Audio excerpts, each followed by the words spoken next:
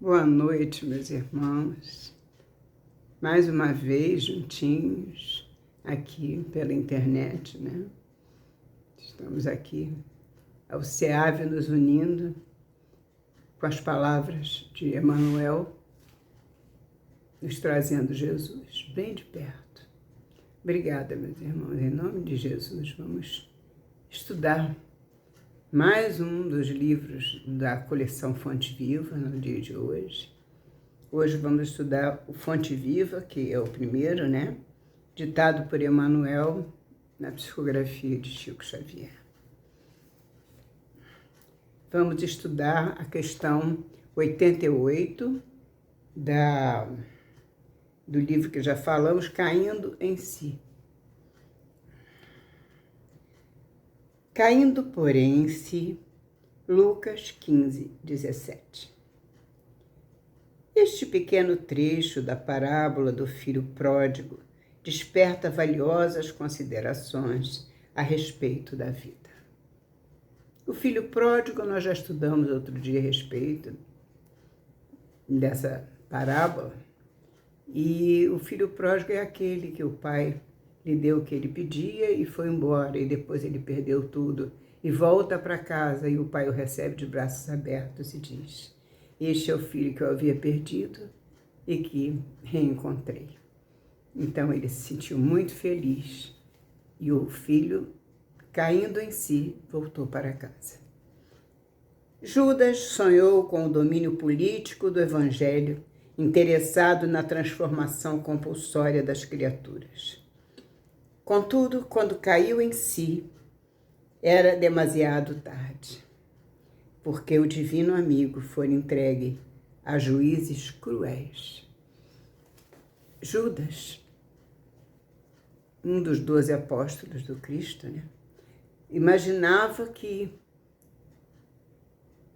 Jesus havia se reunido com esses 12 apóstolos, viera em nome do Pai, como ele dizia a todos, que vinha em nome de meu Pai, para salvar os judeus do jugo romano, livrá-los daquele domínio. Mas não era o que ele pensava.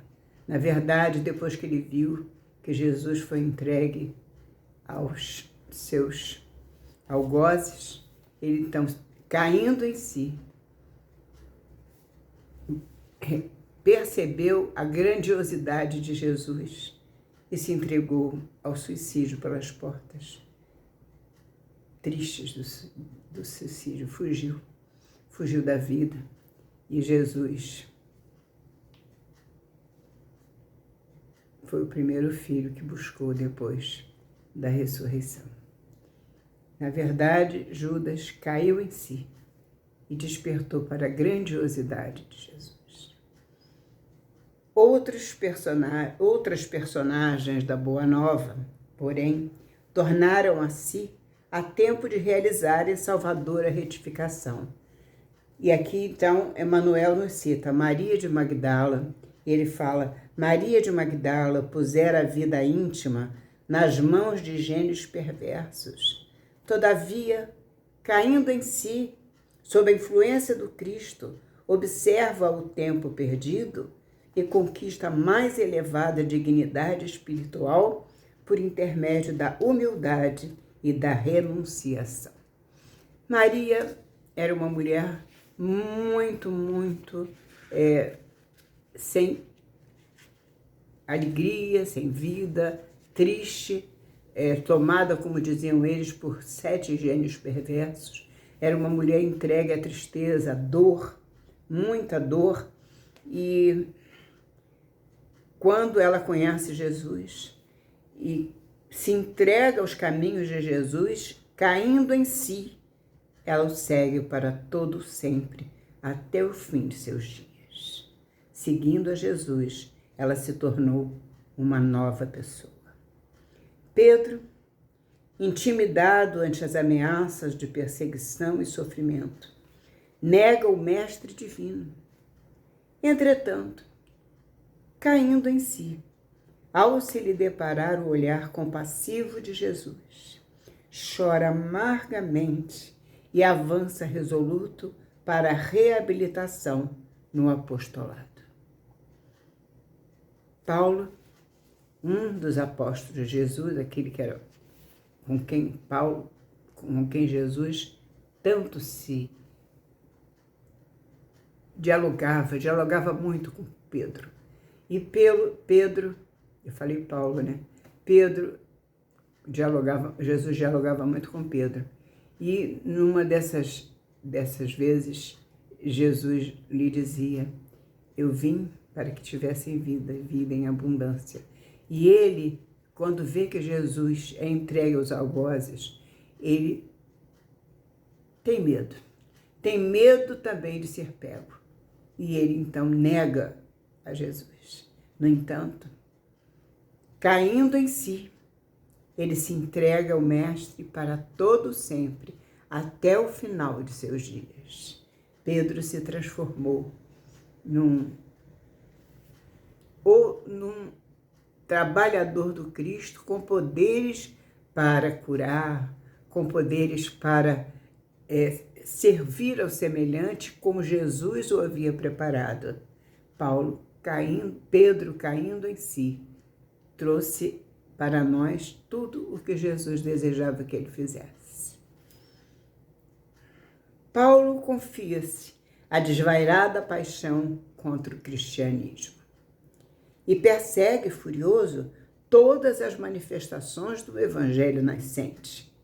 No entanto, caindo em si, perante o chamado sublime do Senhor, penitencia-se dos seus erros e converte-se num dos mais brilhantes colaboradores do triunfo cristão.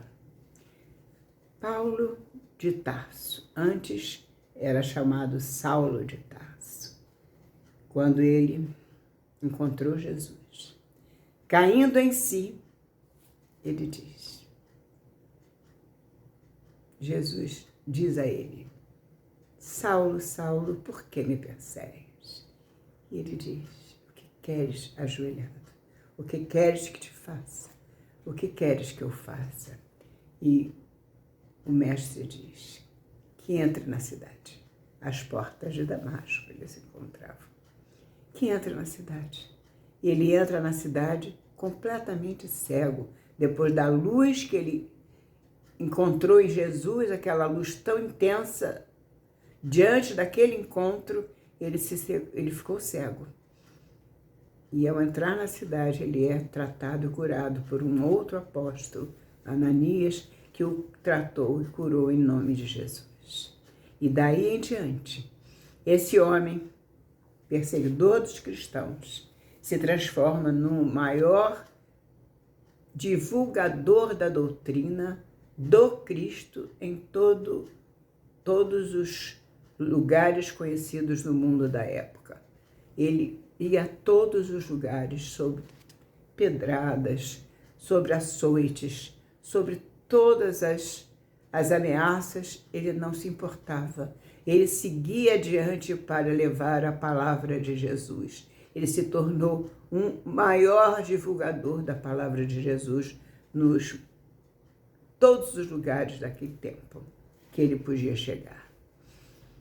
Paulo de Tarso, depois de se chamar antes Saulo, o homem que era do Sinédrio, o conhecedor das leis, todo aquele conhecimento ele empregou em prol do cristianismo, em prol do amor a Jesus, em prol dos cristãos, em todos aqueles que criam em Cristo, todos aqueles que dizem: eu amo a Jesus.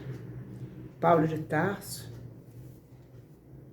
nos trouxe muitos ensinamentos também que nós encontramos nas cartas, que ele escrevia a toda a igreja que ele fundava, ele mandava cartas para todas as igrejas, e essas cartas se encontram nos evangelhos. São maravilhosas, vale a pena ler todas elas, são muito boas. Nós prosseguindo com Emmanuel, a grande massa de crentes de todos os matizes nas mais diversas linhas da fé. Todavia, reinam entre eles a grande massa de crentes de todos os matizes, nas mais diversas linhas da fé. Todavia, reinam entre eles a perturbação e a dúvida, porque vivem mergulhados nas interpretações puramente verbalistas da revelação celeste, em gozos fantasistas, em mentiras da hora carnal ou imantados à casca da vida a que se prendem desavisados. No mundo existem muitas pessoas que se dizem crentes de todas as religiões ou denominações religiosas, ou todos os matizes, como diz Emmanuel. No entanto, eles se deixam envolver pela perturbação e pela dúvida. Eles não creem aquela fé transparente, aquela fé profunda, aquela fé que Jesus nos fala quando faz o estudo sobre a fé, que ele nos diz. Kardec, que trabalhou muito, disse: a fé inabalável só é aquela que nós podemos olhar face a face. Podemos dizer, realmente eu creio, aquela fé inabalável. Nós devemos sempre nos lembrar dos bons ensinamentos para nunca duvidar que a palavra de Jesus está nos ensinamentos cristãos, está nos ensinamentos da doutrina espírita, porque a doutrina espírita nada mais é do que o cristianismo redivivo, aquele cristianismo onde foram retirados os véus para que nós pudéssemos conhecer a doutrina do Cristo em toda a sua inteireza, em toda a sua pureza, e não com os véus com que ela foi coberta por muitos séculos. Kardec nos trouxe a doutrina espírita sem os véus. Foi a doutrina cristã sem os véus. Portanto, há muita gente que se deixa perturbar pela dúvida e não tem a fé, aquela fé que remove montanhas. Então, reinam entre eles, diz Emmanuel, a perturbação e a dúvida. Ele não tem uma fé cega, ele tem não uma fé profunda, a fé é cega, ele não raciocina. Então, ele tem a fé, mas ao mesmo tempo, ele tem a dúvida, a perturbação e dúvida. Então, não é uma fé verdadeira. Porque vivem mergulhados nas interpretações puramente verbalistas da revelação celeste. Ou seja, é uma fé cega. Eles vivem presos à letra e não à ação. A ação que o amor de Deus nos mostra que sem ação a fé não representa nada. Sem a caridade, a fé é morta. Sem frutos, a árvore é morta. Sem a caridade, também nós não podemos levar o amor, porque a caridade é o amor em movimento. E, portanto, como Jesus dizia, a árvore boa dá bons frutos. Assim também, onde há fé, nós teremos bons frutos de quem realmente tem uma fé verdadeira. No entanto, aqueles, diz Emmanuel, que se deixam levar pela perturbação e a dúvida, porque vivem mergulhados nas interpretações puramente verbalistas da revelação celeste, em puramente verbalistas, em gozos fantasistas, em mentiras da hora carnal ou imantados à casca da vida, a que se prendem desavisados.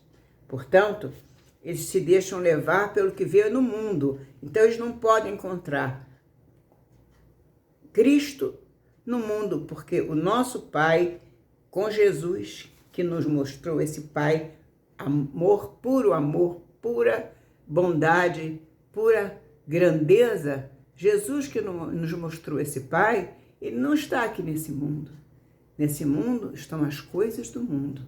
Portanto, ele disse, vou à frente para lhe procurar e preparar lugar. Jesus foi à frente e ele nos avisou. Portanto, ele não ficou aqui para nos preparar lugar aqui. Mas muitos que dizem viver dentro da religião, dentro da fé ou dentro da crença, simplesmente vivem pelas coisas do mundo. Portanto, Emmanuel arremata dizendo, para eles, a alegria é o interesse imediatista satisfeito e a paz é a sensação passageira de bem-estar. A bem-estar do corpo de carne. Não é da alma, é do corpo. Sem dor alguma, não querem que haja nenhuma dor no caminho, a fim de que possam comer e beber sem impedimento. Essa é a vida, comer, beber, gozar, fruir. Mas e as coisas de Deus? As coisas de Deus, depois que eu envelhecer, eu procuro por elas, alguns dizem, outros nem isso.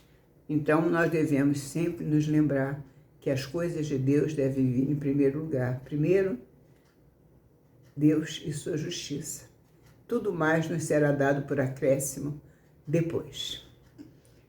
E diz Emmanuel, terminando, cai contudo em ti mesmo, sob a bênção de Jesus, e transferindo-te então da inércia para o trabalho incessante, pela tua redenção, observarás surpreendido como a vida é diferente.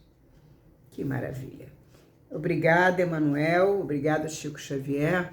Então, nós sabemos que, seguindo Jesus, seguindo as lições do Mestre, buscando a nós mesmos através da fé em nosso Pai Celestial, na nossa transformação, como fez o Filho Pródigo, como fez Pedro, como fez Paulo, Maria de Magdala e tantos outros que nos mostraram como se pode sair da lama e chegar aos céus. Como se pode crescer para Deus sem nos sujarmos nas coisas do mundo, ou podermos estar sujos das coisas do mundo e abandonar tudo isso e buscar os caminhos do Senhor. Porque com o Senhor chegaremos aos pés do Altíssimo, dizendo, graças a Deus. Porque só podemos dar graças a Deus nos pés do Altíssimo quando nós nos transformarmos como seguidores fiéis da palavra do Mestre, da vontade do Mestre, da vontade de nosso Pai. Nós somos filhos muito queridos que estamos sendo aguardados para levar a nossa transformação, porque nós não nascemos transformados, nós viemos para a transformação, como todos os que foram citados e muitos mais. No entanto, como diz Emmanuel, no mundo, muitos ainda e muitos, mesmo seguindo religiões, doutrinas, não se deixam transformar, não se transformam, se envolvem, mas não se entregam. Portanto, vamos nos entregar ao Pai Celestial com todo o amor que temos dentro do nosso coração e dizermos sempre, obrigada, Senhor, porque um dia eu te conheci. Obrigada, Senhor, porque eu creio em ti. Muito obrigada, Senhor. Graças a Deus.